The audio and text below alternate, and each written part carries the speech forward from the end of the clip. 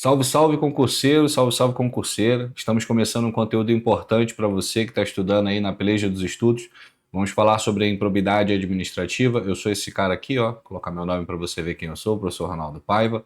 Minhas redes sociais, caso você queira seguir, tomar dicas de concurso. No YouTube tem bastante coisa, dicas de passagem, tá? E também no Instagram eu coloco diariamente alguma coisa em relação ao concurso público, notícias, dicas de estudo e questões também. Então, vamos lá para começar a nossa brincadeira séria. Vai funcionar assim. Vou jogar uma vinheta. Na hora de começar a vinheta aqui, logo na sequência a gente entra no conteúdo, porque é importante que a gente veja o conteúdo, tá bom?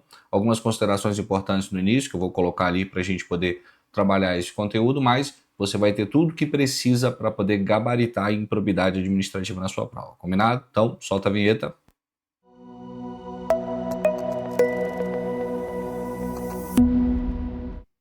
Bom, é isso aí. Então vamos começar a nossa brincadeira séria. Vamos colocar aqui no conteúdo, tá? Vamos trabalhar a Lei 8.429 de 92, que tem amparo no artigo 37, parágrafo 4º da Constituição Federal, que traz para a gente um sistema de responsabilização por improbidade administrativa, enriquecimento ilícito, prejuízo à administração pública ou ao erário e atentar contra os princípios da administração. Só que esse sistema ele tem toda uma cadeia necessária porque se trata de uma responsabilidade civil, é um processo de natureza civil e a gente precisa entender isso de uma forma bem interessante. Vamos logo no artigo 1º da lei, daqui a gente já vai conseguir colocar algumas alterações importantes para a gente, tá?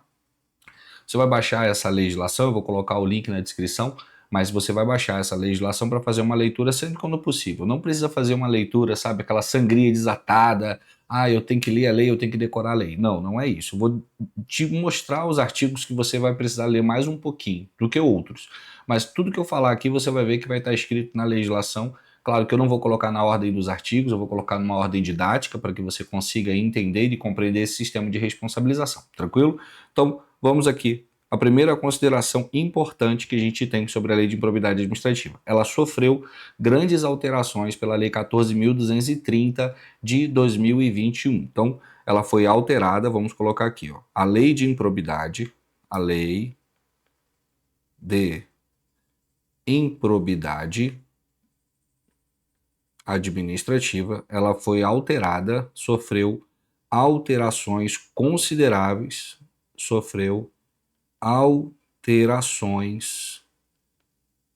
consideráveis pela Lei 14.230 de 2021. Você não precisa ler essa lei.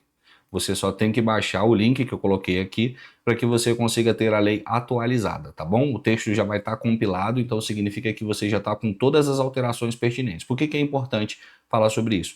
Porque se você quiser praticar algum tipo de questão sobre o assunto, você não pode praticar questões de 2021 para trás, tá? Você tem que praticar questões de 2022 para frente. Essa legislação alterou muita coisa importante na lei de improbidade administrativa.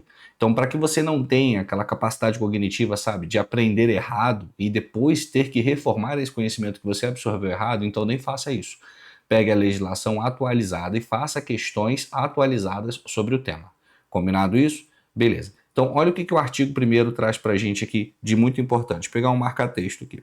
Como falei para vocês, é um sistema de responsabilização por atos de improbidade administrativa, tá? Esse sistema, ele está previsto na própria Constituição Federal. Ele tem amparo na Constituição Federal, lá no artigo 37, parágrafo 4º da Constituição Federal de 88, que diz para a gente que compete à União legislar sobre essa temática nesse sistema de responsabilização por atos de improbidade administrativa. Só que lá é importante que você veja que só existem duas condutas constitucionais de improbidade administrativa: atos que importam enriquecimento ilícito e atos que causam prejuízo ao erário, tá bom? Atentar contra os princípios da administração, que também é uma conduta de improbidade administrativa, foi uma elaboração do legislador. O legislador também trouxe questões de ferir a improbidade administrativa, a probidade, né, na administração, a honestidade, mas ele trouxe condutas específicas afetadas à ausência da aplicação de princípios obrigatórios nesse caso. A gente vai chegar lá. Respira, não pira, e a gente vai chegar lá. Fique bem tranquilo e tranquila que a gente vai chegar no ponto X. Agora, quando a gente fala sobre esse sistema, ele vai tutelar, tá? Ele vai cuidar. A palavra tutela aqui, ó, tá no sentido de cuidado. Vai tomar cuidado sobre a honestidade, olha, a probidade na organização do Estado. A honestidade na organização do Estado é importante, as pessoas precisam de condutas honestas, baseado inclusive no princípio da moralidade, que é um princípio de conceito ético, tá? O que é moral? E vamos lembrar que o princípio é da administração e não o seu. Então não é o que é moral para você, mas o que é moral para a administração. Uma conduta honesta para a administração, que a gente chama de proba. A probidade significa honestidade e a improbidade significaria então a desonestidade. Então ela vai cuidar da honestidade na administração pública e mais o quê? E mais o exercício das funções da administração pública, tá bom? O exercício das funções da administração é exercida pelo agente público e a gente vai precisar tutelar também essa conduta individualizada. Por isso que a gente tem aqui sanções de forma individualizada lá no artigo 12 e no artigo 13 da legislação. Tranquilo? Mas vamos seguir, ó. Ele vai assegurar, vai tutelar a administração pública, inclusive no seu exercício funcional, de forma a assegurar algumas coisas. Então ele vai assegurar no sentido de garantir que essa legislação, olha, busca essa garantia, tá, da integridade do patrimônio público e social. E esse termo social já é uma alteração da nova lei, tá? Uma alteração já de 2021. Agora é importante que você veja, quando a gente vai tutelar o patrimônio público, o termo patrimônio público significa erário, tá? Ó, o termo patrimônio público significa o erário. O erário é o conjunto de bens públicos que nós temos, tá? O conjunto de bens públicos e utilizados para finalidade pública que a administração pública detém. Isso envolve, obviamente, veículos, computadores, mesas, obras de artes, dinheiro, porque dinheiro é um bem, tá? Um bem móvel, mas é um bem, continua sendo um bem. Então a gente vai tutelar isso. Agora, quando a gente vai tutelar a administração pública no sentido do seu patrimônio, a integridade do seu patrimônio social, quando ele fala aqui, ó, o patrimônio social da administração pública é a percepção dos princípios, literalmente. Então, ferir o patrimônio social é ferir a integridade moral da administração pública. Aqui vai entrar o que a gente chama de aplicação dos princípios, especificamente. E isso aqui é bem interessante, porque quando a gente olhar atentar contra os princípios da administração pública, você vai notar que ele vai trazer para a gente princípios, tá? Princípios que eu devo aplicar, ou se eu aplicar de forma indevida, né? Na conduta de ação ou omissão na aplicação desses princípios aqui, porque isso vai ofender a integridade moral da administração pública. E essa é uma alteração importante para a gente, porque isso vai fazer total sentido quando a gente entender as sanções da administração pública. A gente vai precisar bastante disso, tá? Então tome nota, fique tranquilo em relação a isso. Agora, seguindo um pouco, quero mostrar para vocês uma coisa. Quando a gente fala sobre um processo, eu quero que você visualize da seguinte forma. Toda vez que a gente fala sobre um procedimento, o que é um processo, gente? Um processo é uma ação. Uma ação na justiça, tá? Alguém entrou na justiça. Daqui a pouco a gente vai ver o papel do Ministério Público, da Fazenda Pública em relação a isso. A entregar ao Poder Judiciário a capacidade de julgar, porque isso aqui é um julgamento civil, é um processo civil, de natureza civil, tá? Claro que ele vai trazer pra gente algumas repercussões penais. Eu vou já dar um spoiler para você que começou agora a estudar, mas é importante que você tenha essa profundidade. O agente público ele pode ser responsabilizado em várias esferas pela mesma conduta. A esfera civil, a improbidade é uma delas. Na esfera administrativa, quando no exercício das suas funções. E na esfera penal, quando a conduta dele for tipificada no direito penal. Aqui a gente está estudando especificamente um processo civil. E como é um processo, gente, o processo ele precisa do seguinte. Todo processo, tá? A teoria geral do processo que a gente vê na faculdade de Direito. A gente precisa de diversidade de partes, é um requisito do processo. Então a gente precisa de um sujeito passivo, que é aquela pessoa capaz de sofrer a agressão. A gente precisa de um sujeito ativo, que é aquela pessoa capaz de gerar a agressão, ou seja, o agressor. A gente precisa de um elemento de vontade, que a gente chama de dolo ou culpa, e aqui você vai ver que a gente só vai admitir um, tá? Só vai admitir um elemento de vontade, um elemento volitivo, a intenção do indivíduo, tranquilo? E a gente precisa, baseado, saber qual é a conduta que ele cometeu. Até porque, para garantia da ampla defesa, o contraditório, aplica-se os princípios sancionadores no processo da improbidade administrativa. O que é o princípio sancionador? O devido processo legal, a motivação, a ampla defesa, contraditório, a razoabilidade, a proporcionalidade. Tudo isso vai ser aplicado aqui justamente porque eu tenho que ter a conduta tipificada em lei para que ele possa transgredir e saber o que aconteceu para ele poder se defender. É um processo, tá vendo?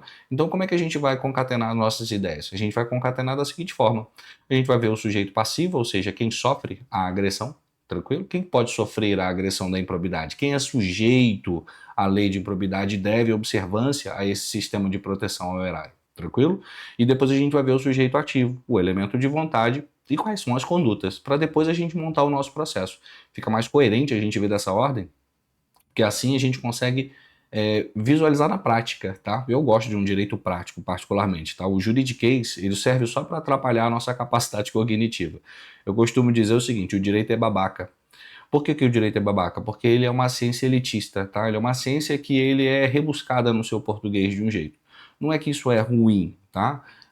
Isso enriquece o nosso vernáculo, sem sombra de dúvida. A sua capacidade de compreensão e melhorar a sua didática, sua dialética, a forma de escrever, ela enriquece com o direito. Mas para fim de aprendizado, para alguém que não é do ramo jurídico, isso gera uma deficiênciazinha, né? Gera uma dificuldade, que é normal. Então por isso que eu falo que o direito é babaca. Porque ele tem que ser simples. O usuário do direito é você. Vamos lembrar disso. Então o legislador precisa criar leis com um vernáculo, com uma verbologia mais simplificada. Mas, infelizmente, para fins de prova, o que cai é o que está escrito na lei e a gente não pode sair disso, tá bom? Então, se adapte. Faça um glossário, eu costumo dar essa dica direto. Faça um glossário de palavras difíceis recorrentes em concurso público. Tá fazendo questão? Achou uma palavra diferente? Anota no seu glossário, coloca o significado e parte, para a próxima, até encontrar outra palavra diferente. Assim você vai se ambientando. Show de bola? Mas vamos lá começar o nosso processo, entender quem são os sujeitos passivos, tá? Quem se sujeita à lei é quem deve observância obrigatória a essa lei. Essa lei, gente, primeira coisa que a gente vai lembrar, que é uma lei de caráter nacional. Deixa eu pegar uma caneta vermelha. É uma lei de caráter nacional, tá? Ela é uma lei, não é uma lei federal, é uma lei nacional. Então, ou seja, quando a União fez essa lei, ela fez para todo o território. Aplica-se a todo ordenamento jurídico pátrio, tá? Não importa se é um ente federativo, município, estado, DF, a União. Qualquer um tem que observar obrigatoriamente essa legislação. Por conta disso, sujeitam-se à lei, vou botar aqui a canetinha preta de novo, sujeitam-se à lei toda a administração, ADMP, significa Administração Pública Direta e a indireta. Todo mundo é sujeita a essa legislação. Então, quem é a administração pública direta? Eu tenho a União, todos os órgãos da União, todos os órgãos dos estados, todos os 26, tá? Entra também o Distrito Federal como entidade autônoma e também entram todos os mais de 5.000 municípios que nós temos, tá bom? Se você olhar, todos eles têm poder executivo. Mas essa lei também é aplicada ao poder legislativo e ao poder judiciário quando no exercício da atividade administrativa. Vamos lá. O poder judiciário, ele julga, tá? A capacidade jurisdicional de fazer coisa julgada em definitivo. Só que ele também faz concurso público, ele também faz licitação, ele também adquire bens, aliena bens. Então, quando a gente está trabalhando sobre o erário, a gente está trabalhando sobre tudo. Tá? Então, tem que aplicar os princípios da administração pública. Então, quando o judiciário estiver na sua função administrativa, ele é sujeito passivo dessa legislação. A mesma coisa acontece também com o legislativo, tá bom? Então, toda a administração pública direta, inclusive o poder poder executivo, certo? Óbvio, porque é a função típica da administração, e o poder legislativo e judiciário. E o poder judiciário. Quando no exercício da função administrativa. Tranquilo isso? Beleza. Então todos aqui podem ser vítimas da improbidade administrativa, ou seja, o que a gente pode colocar logo aqui em cima, sujeito passivo, tá? Sujeito passivo é quem é sujeito à agressão. Sofre, né? O passivo sofre a agressão. É importante que a gente já deixe isso aqui claro, tá bom? E a administração indireta, Ronaldo, que a gente falou da direta, né? Aí tem a administração indireta. A administração indireta, ela vai ser aplicada da seguinte forma também. Eu tenho todas as autarquias da União, fundações, empresas públicas, sociedade de economia mista, da União, Estados, DF e municípios do mesmo jeito. Então sujeitam-se às autarquias, tá? Que é a administração pública indireta. Autarquias, beleza? Sujeitam-se também às fundações públicas, às empresas públicas, às sociedades de economia mista, beleza? Todas elas vão se sujeitar à improbidade administrativa, porque tem dinheiro público lá, tem bens públicos nesse local. A autarquia é uma pessoa jurídica de direito privado. Todo o seu capital de formação tem origem pública, tá bom? A fundação pública de direito privado, ela também tem, olha, ela é custeada pelo dinheiro público. Então, tudo isso que é formado pelo dinheiro público, a gente está trazendo aqui a ideia de improbidade administrativa. Empresa pública, 100% do seu capital social, ou seja, o capital integralizado é de origem pública. E uma sociedade de economia mista, no mínimo, um pouco mais de 50% é público. Tranquilo isso? Isso é importante. Mas além das autarquias, fundações, tá? Além das autarquias, fundações, empresas públicas e sociedade de economia mista, aqui vai entrar também mais duas possibilidades, tá? Vamos pensar o seguinte, canetinha vermelha, porque esse aqui cai bastante. Eu tenho pessoas jurídicas de direito privado, tá bom? Beleza.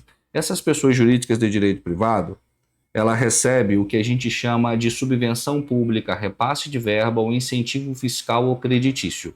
Toda vez que ela tem esse benefício financeiro da administração pública, ela está sujeita, dentro dessa capacidade financeira que o Estado entregou para ela, também à improbidade administrativa. Vamos supor, um repasse de verba para o Sistema S, um SESC, SENAI, SENAC, tá? Sistema S, né?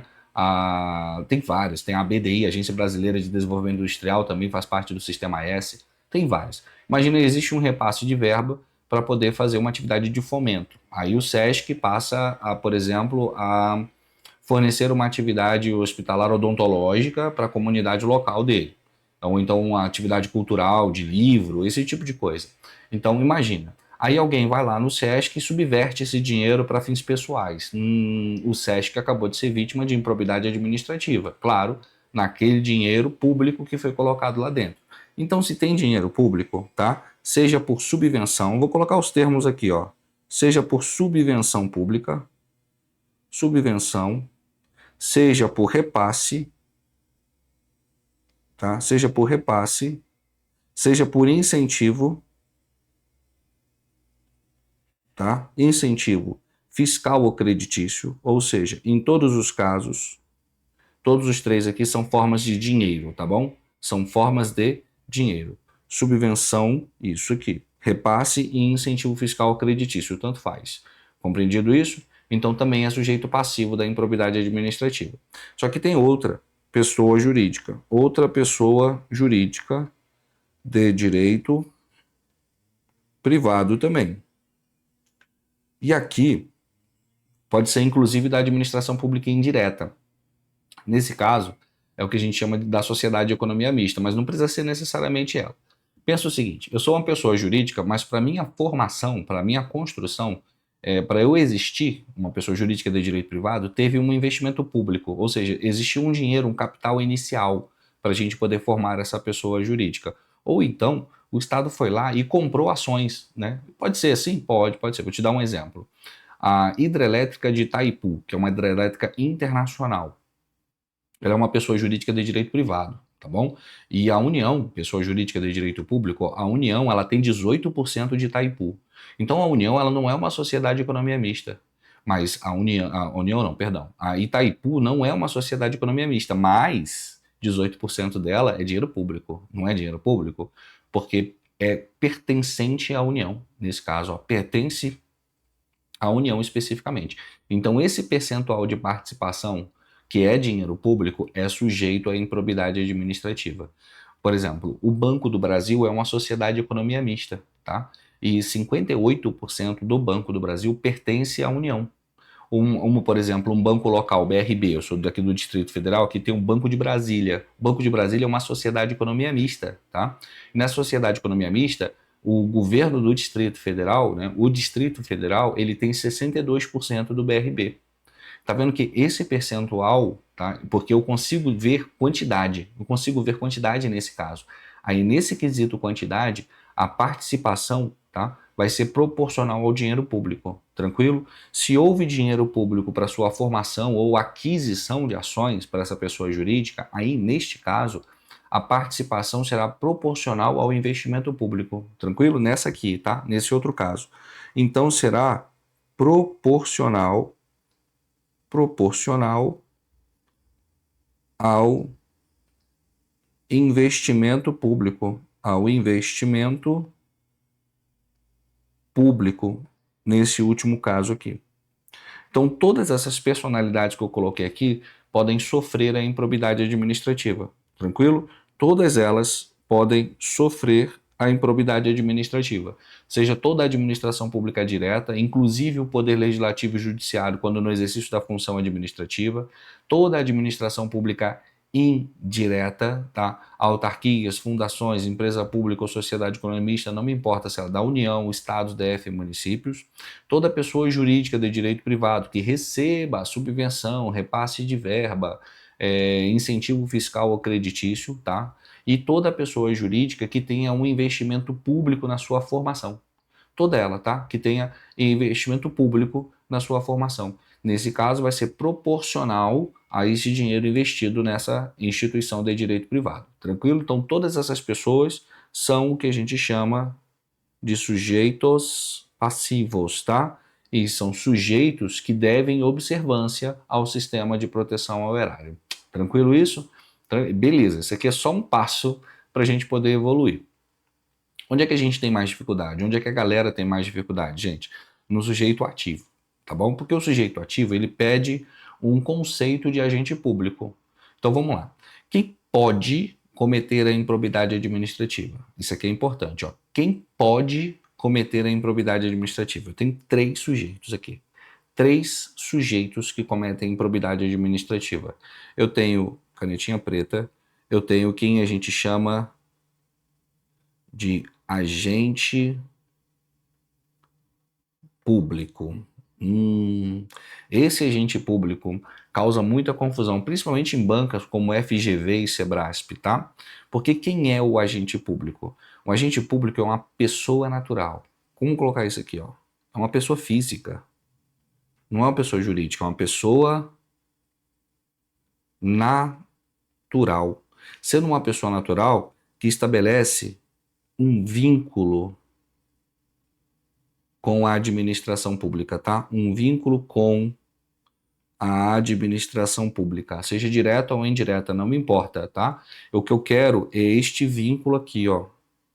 Este vínculo que é o que deixa ele como agente público. Pode ser um vínculo de designação, nomeação, posse, eleição, não me importa. Ele tem um vínculo. Esse vínculo pode ser, olha que interessante, esse vínculo pode ser permanente ou transitório.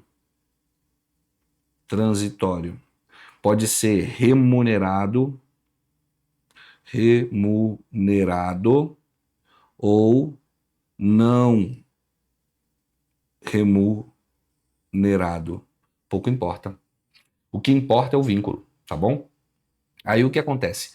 A doutrina administrativa, ela traz pra gente uma classificação. Tinha um cara, na verdade tem, né? Ele já não está mais entre nós, ele é Lopes de Meirelles, mas ele tem no livro dele, né, o Direito Administrativo Brasileiro, tá bem aqui, inclusive, tenho ele aqui da última edição de 2022. Engraçado, ele faleceu em 2015, mas tem livro atualizado dele de 2023 já, só pra você ter ideia, né? O filho dele que faz a atualização. Aí lá, na parte de agentes públicos, ele tem uma classificação dos agentes. Por exemplo, eu tenho agentes políticos, são aqueles que possuem, né, possuem necessariamente as suas atribuições funcionais previstas na Constituição Federal ou em leis especiais, tranquilo? Presidente da República, vice-presidente, governador, entra, por exemplo, também senadores, deputados, ministros do STF, conselheiros do Tribunal de Contas, os conselheiros dos Conselhos de Defesa Nacional, por exemplo, todos esses que têm atribuições previstas na Constituição Federal e em leis especiais são agentes políticos. Magistrados, defensores públicos, promotores públicos, todos são agentes políticos, tá? Uns em carreira especial, outros de forma eletiva, transitória ou de confiança, mas tem vínculo, entendeu? Tem vínculo. De toda forma, o que é importante que a gente lembre aqui, tá? Que a gente lembre aqui, que não são só esses agentes. Eu tenho também o agente administrativo. Aí do agente administrativo eu tenho o servidor público, seja cargo em comissão ou cargo efetivo, tem empregado público, tem militar, tem o temporário contratado, tem o estagiário, tá? Tudo isso aqui é um agente público, cuidado com isso. E eu tenho alguns particulares que Eli Lopes Meirelles ele traz para a gente como particular em colaboração. O vínculo dele pode ser formal ou não, tá? Aí existem várias classificações. Eu tenho, por exemplo, o agente credenciado, que é uma pessoa física, técnica, que é credenciada para poder representar, sei lá, um corpo diplomático, a medicina no exterior, sabe? Credenciado nas Olimpíadas. Por exemplo, um atleta. Um atleta da Olimpíada, ele representa o Brasil na Olimpíada, né? Então ele foi credenciado para isso. Ele é um agente público. Naquele momento, está na qualidade de agente público, beleza? Outra possibilidade aí eu tenho o agente honorífico, que é aquele que trabalha por honra, né? Honor de honorífico. Ele trabalha como mesário eleitoral, membro do tribunal do júri, né? Do corpo de sentença do tribunal do júri, conselheiros tutelares, são agentes, olha, honoríficos, beleza? E eu tenho o danado do agente de fato. O agente de fato, ele não é de direito, ele é só de fato. O vínculo dele é de fato, tá vendo? O vínculo dele é de fato. E tem dois agentes. O agente público de fato necessário e o agente de público de fato putativo, tá? Um nome difícil, né? Mas você vai lembrar por quê. O agente necessário, ele trabalha com o Estado, né, para a administração pública em situações de urgência e emergência, tá? Por exemplo, fortes chuvas no Rio Grande do Sul, a comunidade local e várias outras pessoas em todo o território nacional se voluntariaram para ajudar a população com a aquiescência da administração pública. Ou seja, a administração não negou, não proibiu, não vetou. Então, naquele momento que ele está trabalhando em apoio ao cidadão, é uma atividade de fomento, é uma atividade da administração pública. Ele é um agente público necessário, é de fato necessário. E tem um agente público de fato putativo, tá? É aquele que tem um vício na sua posse. A posse dele é irregular. Então, ele teve posse, mas ele tem uma posse irregular. Mas ele está de boa fé, tá? Tá de boa fé. Por quê? Putativo significa isso, pureza, tá? No latim, o T é uma consoante volátil na sonorização. Por exemplo, tem um termo em latim chamado ultima ratio. Mas quando você vê escrito, é ratio, que se escreve, né? Se escreve com T, mas se lê ratio. Então, o putativo aqui se lê purativo. Ele é um agente puro, de boa fé. Ele acredita que a posse dele é regular, mas não é. Tá vendo? Então ele está ali na condição de um agente público, de fato, não de direito. Beleza? Mas isso aqui é importante que quando você tiver aula de direito administrativo, você foque na classificação dos agentes públicos. Para fins de prova de improbidade administrativa, a grande massa pergunta isso. Um agente público, servidor, empregado, militar, tranquilo? Só que tem dois que é importante que você veja, que não é que ele não comete improbidade, mas ele não é processado por esta lei, tá bom? Não serão processados por essa lei o presidente da República, na condição de presidente, óbvio, tá? E os ministros do STF. Os ministros do STF, por que esses dois não são processados pela Lei 8.429? Porque eles possuem lei própria, tá? Existe uma lei específica para eles, que é a lei de responsabilização. O julgamento deles é feito pelo Senado Federal, tá, gente? É um julgamento político, não um julgamento civil. Então, nesse caso, vamos colocar aqui, te colocar na tela, que todo agente público, menos, vou colocar um sinal negativo aqui, ó, vou colocar de preto e depois iluminar, menos, tá? Sinal de menos entre parênteses, lembre disso, né, da matemática, o presidente da República, menos o presidente da República e menos os ministros do STF, tá? Vamos iluminar isso aqui porque isso aqui é importante. Esses aqui não são processados pela lei de improbidade administrativa. Então, se cai na tua prova que o presidente da República comete improbidade administrativa, o ministro do STF pode marcar que está errado, tá? Eles têm lei específica. Vamos colocar por que eles não respondem? Porque eles possuem leis, ó, possui lei específica para o seu julgamento e processamento, tá bom? Por esse motivo. Então, temos o agente público, a gente pode chamar ele de agente próprio, tá? Preciso dele. Porque eu tenho agora um agente impróprio, tá? Quem é o agente impróprio? Ó, esse aqui, vou botar um e vou botar 2 aqui, ó. Agora sim é o particular. Mas, Ronaldo, particular na qualidade de agente público? Não, não. Esse particular que não tem vínculo nenhum com a administração pública. Mas olha só, de forma isolada, o particular não comete improbidade administrativa. Deixa eu dar um exemplo para você, só para você refletir. Olha só. Imagina que eu, um particular, na condição de particular, fui a um hospital procurar atendimento, um hospital público, não consegui ser atendido, tive um surto de raiva e comecei a quebrar tudo, depredando o patrimônio público. Eu não cometi improbidade. Cometi um crime, mas a improbidade administrativa eu não cometi. Por quê? Porque eu estou na qualidade de um particular. Agora muda o exemplo, olha só. Imagina que um particular chegou num hospital para um atendimento, eu cheguei num hospital para atendimento, não consegui ser atendido, comecei a ficar indignado. Aí um enfermeiro, servidor público concursado, virou para mim e falou assim: Ronaldo, se você não fizer nada, você não vai ser atendido. Então, se eu fosse você, eu saía quebrando tudo. Falei: então vamos quebrar ele, vamos quebrar. Aí a gente saiu quebrando todo o patrimônio público. Agora a gente cometeu um prejuízo ao erário. Por quê? Eu cometi junto com ele? Isso. Porque eu concorri ou induzi. Tá? Então, esse particular, de forma isolada, não comete improbidade. Então, ele tem que ter isso aqui, ó, concorrer ou induzir. Quem? Um agente público próprio. Então, vamos colocar essa informação, porque é uma informação muito, mas muito importante. Deixa eu botar o mouse aqui para transição.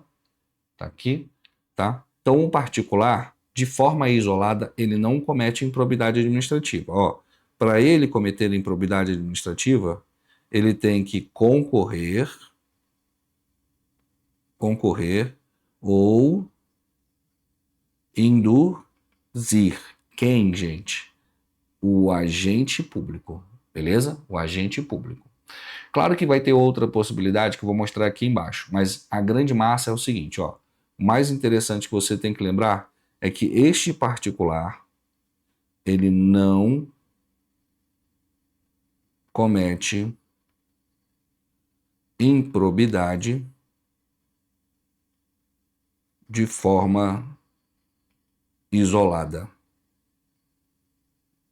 Sozinho, ele não comete improbidade, tá bom? Sozinho, ele não comete improbidade administrativa. Combinado isso? Beleza. Aí o que acontece? Eu tenho uma terceira pessoa, que essa foi inserida especificamente pela nova alteração da Lei 14.230, que é um pouquinho confuso se a gente parar para pensar, mas para fins de prova você vai conseguir levar numa boa. Imagina uma pessoa jurídica, tá? Uma pessoa, só que agora uma pessoa jurídica. Lembra daquela pessoa jurídica que pode ser vítima da improbidade administrativa? Que é aquela pessoa que recebe repasse de verba, subvenção, incentivo fiscal creditício? Pois é. Ela também pode ser sujeito ativa. Se ela fizer mau uso desse dinheiro público, ela também pode ser uma sujeita ativa da improbidade administrativa. Então, essa pessoa jurídica de direito privado, tá? De privado, que receba aquela subvenção pública, aquele repasse de verba pública ou aquele incentivo fiscal creditício, aí nesse caso ela também pode cometer a improbidade administrativa. Mas, Ronaldo, nesse caso, os sócios e dirigentes, os cotistas, eles que respondem. Não. A regra é simples, a própria pessoa jurídica responde, tá bom? Só vai alcançar os sócios e dirigentes, tá? Não importa, qualquer um, cotistas, não vai alcançar de cara. Só se eu identificar a participação deles. Se eu identificar a participação deles na improbidade, eles respondem na medida da sua participação. Mas se eu não identifiquei, a própria pessoa jurídica está respondendo. Então cuidado, que isso aqui já é um peguinha. Beleza? Vou colocar bem aqui do jeito que vai cair na sua prova. Não respondem os sócios e dirigentes. Aí vem um salvo, tá? Salvo se identificar a participação deles. A participação. Aí é na medida da sua participação, tá bom? Na sua medida. É na medida da participação dele. Sei lá, foi desviado R$ 1 milhão de um repasse de uma verba pública X para uma empresa tal para poder executar um determinado trabalho, tá bom? Aí um sócio, né, um sócio desse 1 milhão, ele teve uma evolução patrimonial incompatível com a remuneração dele de 100 mil. Então eu consegui identificar a participação dele nesse enriquecimento ilícito, consegui, só que 100 mil. Então ele responde na proporção, ele não vai responder pagando R$ 1 milhão aos cofres públicos, né, no ressarcimento ao erário, apenas na sua participação, nesse caso, no meu exemplo, de R$ 100 mil. Entendeu? Tranquilo. Então, ó, questão de prova. Os sócios e dirigentes respondem pela improbidade administrativa no caso do envolvimento de uma pessoa jurídica de direito privado que receba repasse de verba pública, subvenção ou incentivo fiscal creditício. Não, errado. Ele só responde se houver a identificação da sua participação. Tranquilo? Então temos aqui o nosso sujeito ativo. Ó, sujeito ativo, gente, presta atenção. Eu tenho o agente público, que é o sujeito próprio. Eu tenho o particular, que concorre ou induz com o agente. E o terceiro é a pessoa jurídica, que aqui também acontece o envolvimento do particular, o sócio e o dirigente. Mas está vendo que está dentro da pessoa jurídica, né? Está vendo? De forma isolada, o particular não comete improbidade administrativa. Tranquilo isso? Beleza, beleza. Isso é muito importante para a gente. Para a gente seguir, agora, porque a gente já tem o sujeito passivo, a gente já tem o sujeito ativo, e isso aqui é uma lógica muito legal, né? Quem sofre a improbidade, quem comete a improbidade. Agora, eu preciso desse cara que comete a improbidade administrativa, algumas coisas importantes em relação a ele, tá bom? Muito importante que vai acontecer com eles. Por exemplo, tem mais alguma coisa aqui do sujeito ativo que a gente pode colocar? É que no caso do ressarcimento erário também vai alcançar os herdeiros e os sucessores, na medida da sucessão ou da herança. Mas deixa um momento específico para a gente poder falar sobre isso, tá bom? Eu fiz um quadro sintético, que concurseiro adora quadro, né? Tabela para estudar. O ideal é que você faça a sua, mas eu deixei aqui no final tudo que eu estou falando aqui sintetizado para que você já tenha também, claro, essa tabelinha como uma referência, até porque como professor eu quero que você tenha o conteúdo de forma mastigada mesmo. Esse é o meu objetivo. Você tenha um conteúdo de forma mastigada para que você consiga o seu resultado, não é assim? Para isso que a gente está aqui. Agora, vamos seguir, vamos falar do elemento de vontade, tá bom? O que é o elemento de vontade, Ronaldo? O elemento de vontade é a intenção. Então, aqui nós temos uma alteração também muito, muito importante em relação à improbidade administrativa. O que a gente tem como elemento de vontade, tá? O elemento de vontade, o elemento volitivo, é a verdadeira intenção dele. Qual é a intenção desse indivíduo? Deixa eu apagar essa intenção aqui. Qual é a intenção desse indivíduo? O que eu quero como elemento de vontade é que ele tenha uma vontade, uma vontade que tem que ser livre e consciente de obter o resultado ilícito tipificado em lei. Tipificado em lei. A palavra tipificado é nova para você, talvez? Tipificado significa escrito, tá? Pode parecer também positivado. Positivado é escrito. Escrito na lei. Uma conduta escrita na lei. Tranquilo isso? Então, uma vontade livre e consciente de obter o resultado ilícito tipificado em lei. No caso, a lei de improbidade administrativa. Gente, isso aqui chama-se dolo. Tá? Isso aqui chama-se dolo. Dolo é a vontade livre e consciente de obter o resultado ilícito.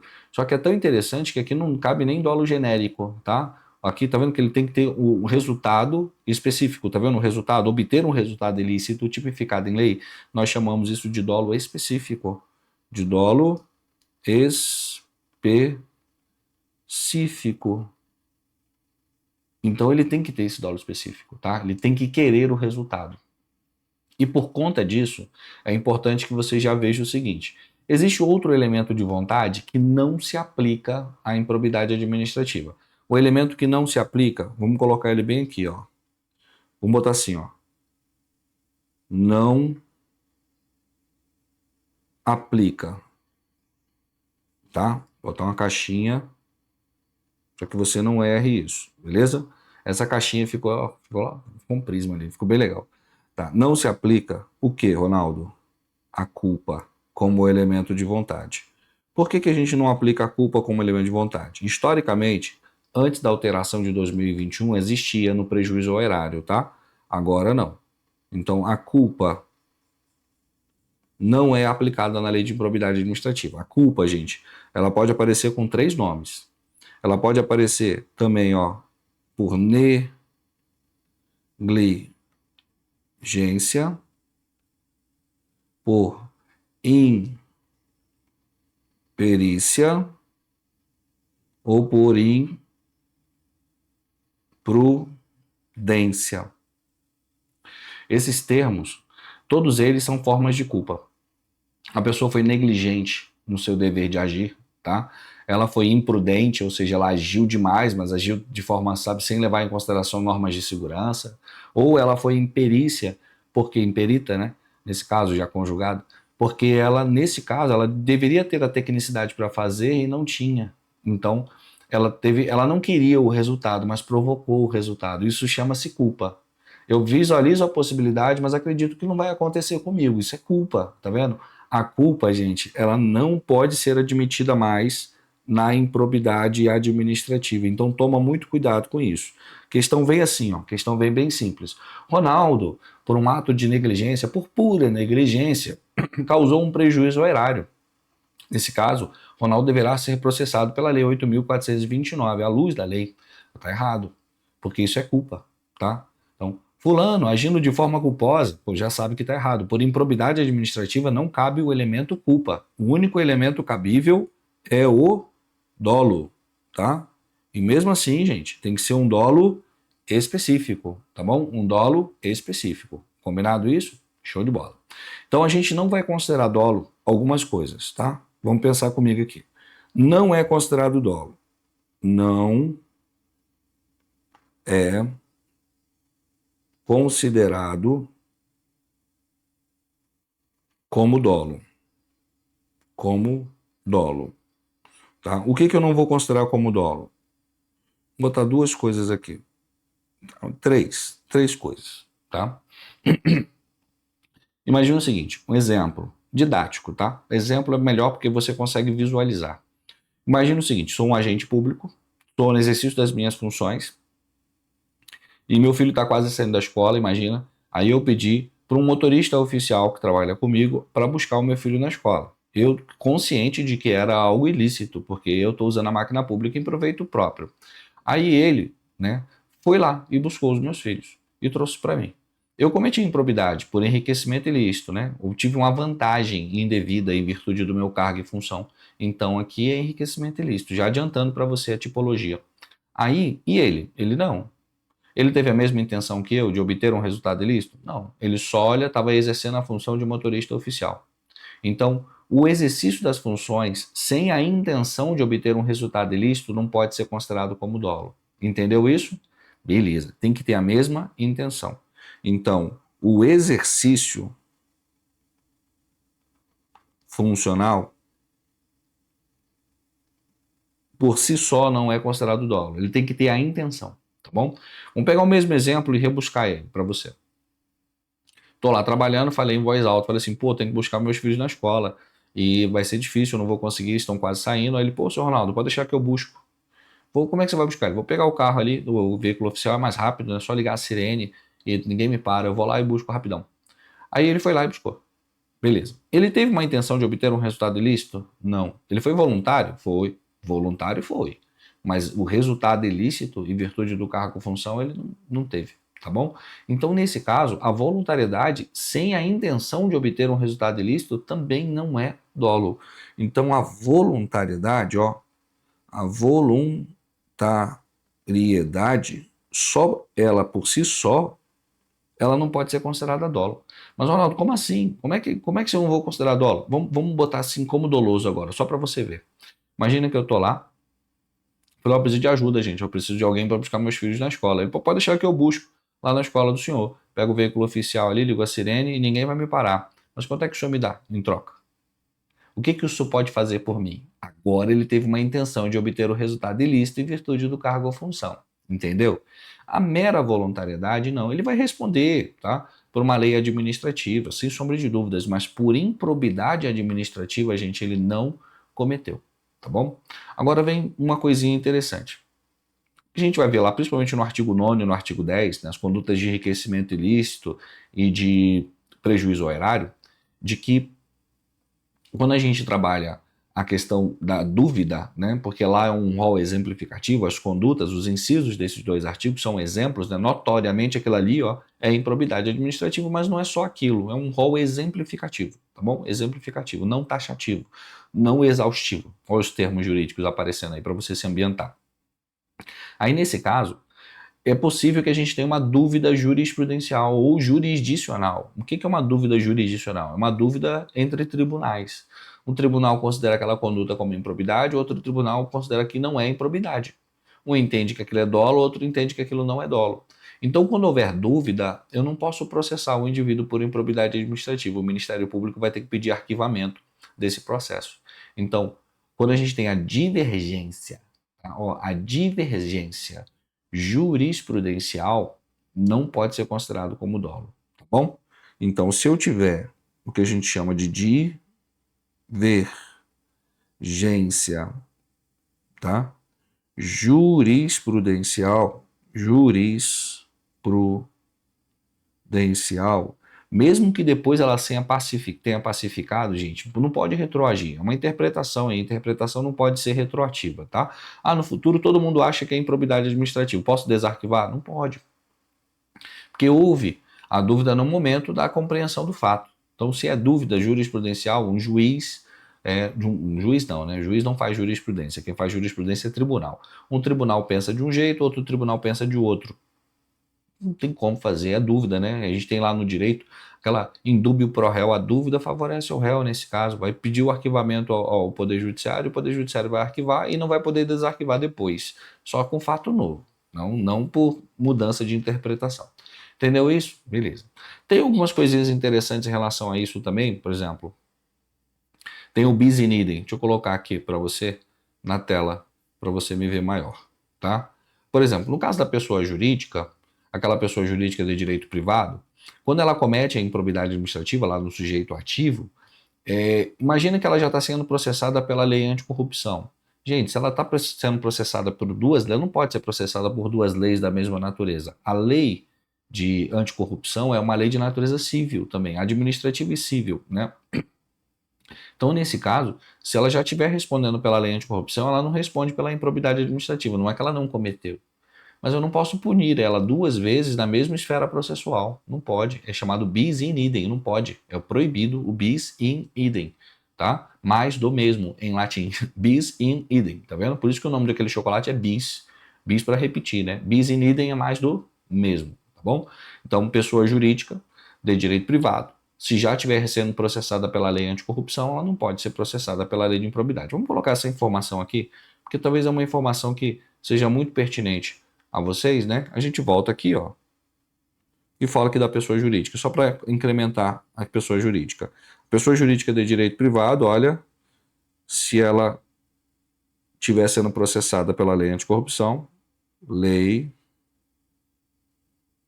anticorrupção, tá? Não pode pela lei de improbidade. Aí faz o quê? Arquiva. Nesse caso, tá? Só para que você tenha mais uma informação para enriquecer o seu glossário de possibilidades. Combinado isso? Beleza, gente. Então, neste módulo, o que a gente viu? Neste módulo, a gente viu o sujeito ativo, sujeito passivo e o elemento de vontade.